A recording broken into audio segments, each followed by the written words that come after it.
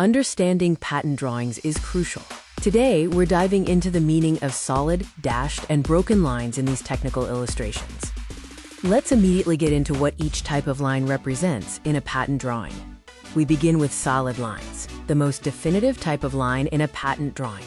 Solid lines typically denote the claimed structural features of the invention. This is the heart of what the patent protects. These solid lines represent elements that are essential to making the invention work as claimed. Next up, let's explore the meaning behind broken or dashed lines. Broken or dashed lines usually indicate an environmental structure or unclaimed features. They provide context but aren't part of the claim scope. Critically, these lines illustrate subject matter that is excluded from the actual claim scope of the patent.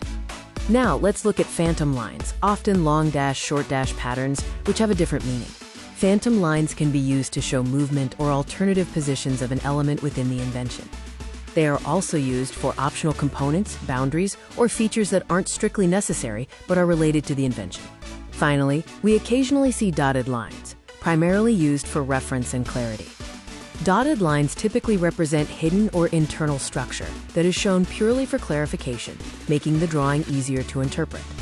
The correct use of these line types is critical, as it directly impacts the scope of your patent protection. Improper use can lead to ambiguities or weakened claims.